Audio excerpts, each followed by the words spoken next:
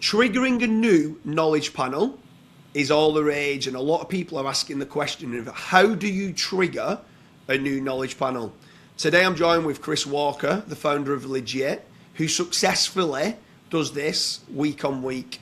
So Chris, it's a pleasure having you, and I want you to jump straight in. I don't need to explain who you are and what you do personally, because a lot of people who's watching this is going to know who you are. So how would you go about triggering a new KGM ID, which stands for Knowledge Graph Machine ID, which is then what then leads on to you getting a knowledge panel? Yeah, so again, thanks for having me. I think the first thing to do is just to make sure that you exist. Like, you got to like do the basic stuff. Like, you have to have your like a brand website. And when I say a brand website, it's either, I'm gonna answer this as if you were a person trying to get a knowledge panel rather than a business, because that's more what my experience is. I think having a personal brand website helps a lot. I mean, it almost has to be like, you have to have like a home base. So even if it's not like your main business, you probably have jamesdooley.com. I have christianwalker.com. Something like that. And then you have to have all of the main like socials, Facebook, Twitter, LinkedIn, whatever, and then regularly post to those. So have all that out there. I know that sounds like day one marketing stuff, but a lot of people will try to go buy some services or something and like skip that part. So it's important to get all of that in place first, and not just to make them, but like to at least have, you don't have to be a regular content creator, although it helps, but at least like post to them regularly enough to where they're not a ghost town. And then that would be where I would start. Make sure you have all of that. Have use consistent photos and stuff everywhere so like it knows how to associate you with it. Basically, everything we're trying to do here is tell Google that this one person or this one site, this one entity, to use the industry term, is the same thing. So we're trying to tie all that together. So we do all that. Then there's certain sites that I found that are very effective, like Wikidata. And there's a bunch of different Wikidata. There's Wikidata, WikiAlpha, like a whole bunch of those. I find that makes a really big difference. And it seems like Google really pulls from that when it's getting its knowledge. And then this one's kind of a hack, but if you can get an IMDb page, that's really, really big for triggering a knowledge panel. And there are ways to go about that. I guess I can give this away. I have it on my channel, but like the way I got mine was years ago, before I even knew I was going to do SEO. There was an independent movie that was taking donations to like help get the movie made. And what they did was if you donated $200, they would put your name in the credits as a special thanks. So I spent $200, I got my name in the credits. And years later, I was like, there's a category on IMDb for that. So I went in and I put myself in as a special thanks, and it created a page for me, and then I built it out. And then that was one of the big movers for a knowledge panel. So there's a little nugget. There's other ways to go about it. Like, Craig, he actually like got somebody with, I won't give away what he did, but Yeah. So, but that he's actually got a legit one now with you guys. He's been in TV series and all sorts. Like, crazy. Yeah, I'm not willing to go to that extreme personally. Yeah, no. But, to be honest with you, though, just a little hack on that. Sure. I've launched 8 new podcast series. So this kind of podcast is going to go live. This is also going to go on IMDb, which then you're then a guest on this episode, and each episode gets put onto IMDb by us, and then you get attributed to it, which comes up with all the write-up, and that links back to your profile. So there's something called the Starometer, which is within IMDb, which strengthens up your profile. So if you can get on other people's podcasts, I've got 8 of them which I've launched, right? So last year, in 2025, I launched 8 books. And then this year, in 2026, I'm launching 8 podcast series. And one of the big part of the podcast series is that every episode gets put on IMDb. So anyone who's a guest on my episode, on any podcast of the 8, gets, if they've not got one, gets an IMDb profile created like that. Yeah, now that you mention it, I have seen that. Do you know Paul Andre? Yeah. It's the SEO show. Yeah. I saw he was getting them that way as well. So definitely try to get an IMDb page. And there's at least 3 different ways to go about that. And then you just have to go through the process. it's kind of a pain in the ass. At least I found that it was, like, trying to claim it. You have to like log into like this certain thing and then claim it. And I screwed it up the first couple times I did it, and I eventually got somebody else to do it for me. But that's kind of the whole process. Now that sounds like that. As I hear myself say all that, I feel like I'm underselling it. It's a lengthy process. It's not hard, but it's tedious, and there's a lot of steps to it. So yeah. So with regards to that, obviously you've got one for Chris M. Walker. Yes. Obviously, because there's loads and loads of different Chris Walkers. Yeah, so you went down the route again. A funny story on that, actually. I eventually wanted to do Chris Walker because that's my name. But apparently there was a one-hit wonder in the 90s that when you Google Chris Walker, like he shows up for that. And whenever I do like SEO talks, like at conferences and stuff, I always tell that joke. And like I messaged him one day and said, you've been helping make my speeches more entertaining. I do that. And he's like, oh, that's hilarious. Thanks. I'm glad to help. So Chris Walker is actually very awesome. Yeah, that's cool. That's cool. But obviously you've got it in for Chris M. Walker. Yeah. You've got, with regards to what you're doing on there, you mentioned about social media. Would you recommend any like software? So things like NA10 or Make.com. If someone didn't want to be posting every single day on Facebook and on Twitter, on Instagram and stuff like that, is there any kind of setup of AI agents that people could be using to try and keep them warm, or do you not really recommend doing that? Yeah, you could. I don't do that myself because I would rather have like real. I say real, but like at least something that's like somewhat valuable. Yeah, you can automate it or just hire like I don't like the term VA, but like hire somebody to do it for you. But yeah, you could automate it. I haven't tried it specifically to get a knowledge panel, but I don't see why it wouldn't work. Yeah. And then with regards to, so obviously you've said like the core social media profiles that needs to be done, which is pretty much marketing, like you said, marketing 101. That's what everybody should have anyway. Yeah. The only issue that I foresee is certain people might have, let's say, a Facebook or a Twitter, which might be for personal use and not for business use. And then maybe they might need to create a second one, which is specifically just for business. And then obviously in the schema markup, I forgot to mention that. Yeah. The schema when you spoke about like jamesdooley.com, what the actual terminology for that, for like the branded profile, is called the entity home. So that's the entity home is where you wrap the schema markup with who you are and what you do. So obviously you've done it very successfully. There's quite a few other people that have used a lot of legit services to do it successfully. But I've got one or two other questions. With regards to legit, would you not recommend anybody to go out and get, just to try and fill out from a branding, even just from a reputation management point of view, go out and just protect chrismwalker.tumblr.com, chrismwalker.blogspot.com, and just go out and get all of the like the web 2.0s. Yeah, I have.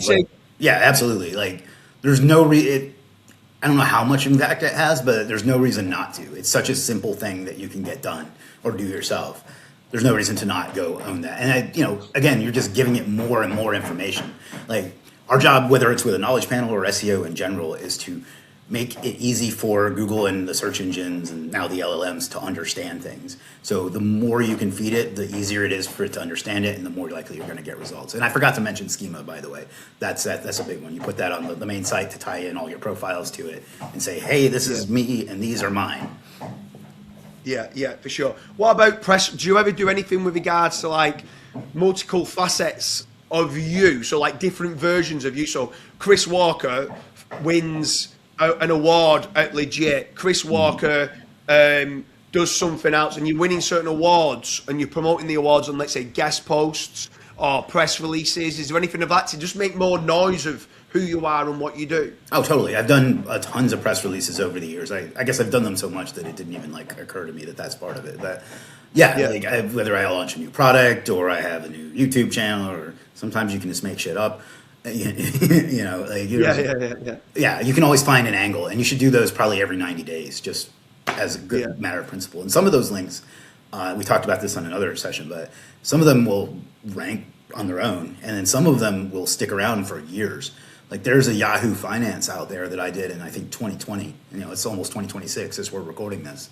So yeah, it's crazy how long they can stick around for. Plus, not only that, anyone who's watching this, and we're talking here about specifically triggering a knowledge panel, it's also part of actual building your own brand SERP and actual personal branding. Like, you're controlling your reputation online. Yeah. If you own all the properties that's on there, you can then deliver who you are and what you do in your own terms. You can have control over it. And I think going into 2026, people need to be looking more at not just the corporate brand, but who they are and what they do.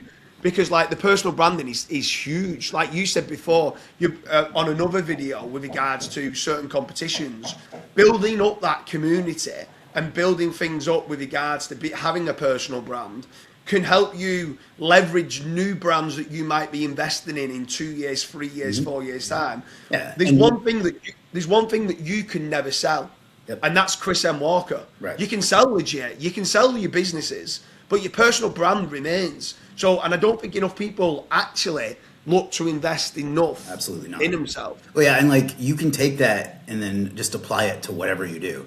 Like the example I like to give on that is Mr. Beast. Like for years, all he did was make videos and make himself famous, and now he can stick his name on a chocolate bar or an energy drink or whatever, and the business takes off because he puts his face on it. Yeah, and then another thing with the personal brand is like what was I going to say? I'm sorry, I forgot where I was going with that. With regards to, I'll just expand on a little bit because I think you might have been going along this and it might retract some stuff. Having a personal brand is not only great for, like say, new investments, it attracts a player staff and stuff like that. There's so many benefits to having it. Yeah, and you know what? That's what I was going to say was the number one direct response traffic channel that we have for legit is my personal brand.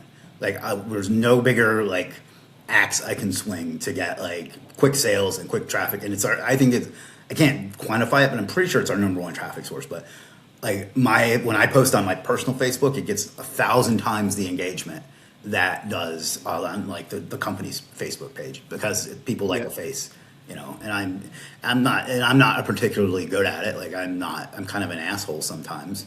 And no, you are good at it, mate. You're playing yourself down there. You are good at it. But you know, that's that wasn't intentional when I started doing it, but like it's worked out to where that's the big, like I can like make a post and like drive sales, like so. Now, just to add, there is a downside to that. You know, that becomes you can get too tied to your brand to where it makes it harder to sell something because it's so tied to you personally. You know. But what I would say to you is, on this video here, we're talking about triggering knowledge panels. What some of these business owners can be doing, let's say you're looking to sell legit, right? And let's say you've got a 2-year plan to sell legit, right? Then knowing that you can trigger knowledge panels, you now could be building up your C-level staff. So a new CEO could come in, a COO, a CMO could all come in, that you could build up their profile and you slowly move away from the brand, and there's actually people with knowledge panels being set up. And I think this is the key part. I think this is the key fundamental, which like comes on to my last question. How important, obviously, you've spoke about how to trigger a knowledge panel, but how important do you think it actually is? Because obviously now we've spoke about, I've just mentioned one reason of exactly for selling, elevating some of your staff that allows you to move away from the business, which allows you to sell legit, and it's not just being, well, you have to sell your soul with legit, if you get what I mean. Like you can build others up. How important is it to trigger a knowledge panel for people in 2026? You mean people like other than yourself, like your employees? Yeah, Like, so if you're working with a business, getting that business owner, I see. them to have a knowledge panel. I think it's incredibly important, especially for like a lot of my clients. I don't really do clients anymore either because we talked about why we don't. Yeah. But I worked with like a lot of like insurance agencies and wedding photographers and stuff like that, and I would always get the owner to get one. Some of them would fight me really hard on it because they're like introverts or what. I don't know what the reason is, to be honest, but it's not just SEO, but like it gives so much trust. Like people will go like search you and figure out if you're somebody worth working with. Having it there has got to be one of the biggest conversion factors. It's even if it's nonsense, because like people see that as important, even if you aren't important at all. If they see that's important. There's a lot of little things like that, like YouTube play buttons and stuff like that. That makes a lot of difference to people. Like that's social currency. So beyond just an SEO perspective, it's not that hard to do. It does take some work, but the ROI is just tremendous. Yeah, for sure. So anyone who's watching this, we hope you like the video of how to trigger a new knowledge panel. It is also known as a KGM ID, which stands for Knowledge Graph Machine ID. Both myself and Chris Walker have managed to successfully do it. I also believe, exactly like what Chris Walker is, that it's very important for you, if you are working with any clients, to get the business owners or the CMO, to get them to get that entity being set up. If they do not have a KGM ID, they're not a known entity. Where a lot of people talk about entity SEO, if they do not have a KGM ID, that person is not a known entity within the knowledge graph. And I think that's the most important part. You've got to be connecting those nodes together and connecting those entities together. And if you can be the founder of a company and the founder can have a knowledge panel and there's that connection, I think it's very important. Chris, It's been an absolute pleasure. One more thing, if you want to get one for your company, you're going to have to get one for your founder before you do that too. So some people might say, well, I want one from the company, but like, you're going to have to get one for your founder. So you might as well do it. Yeah, for sure. Yeah, I mean, I just think it's vitally important to get for, I'm not saying for all staff, but I think every C-level, so a CEO, a CMO, a COO, I think all them should have knowledge panels. And I definitely think that the business can actually have two. So it can have one for the actual business, the corporate business, and then one or multiple ones for the Google business profile. The Google business profile is different KGM ID to the actual corporate brand, because it's about the location, not about the brand. But for me, it just, the trust signals, the minute you've got a Google business profile connected to a website, the additional trust that website now gets is huge. I think it's not if you should get it, it's you need to get it. I think it's mandatory now and I think this is also a big play of why a lot of affiliate sites got it with the helpful content update. The affiliate site doesn't have a KGM ID. There's nobody behind it, or even if they do put an author bio, that author bio is not a known person within Google. Therefore, you may as well just put Mrs. Smith. He doesn't mean anything. And trying to get that person to be having a knowledge panel and being connected to who they are and what they do to the brand, I think becomes very important. It also gives you, if you're like an agency, it gives you something you can sell. Like you can sell just that as a service and charge $3-4 grand for it probably.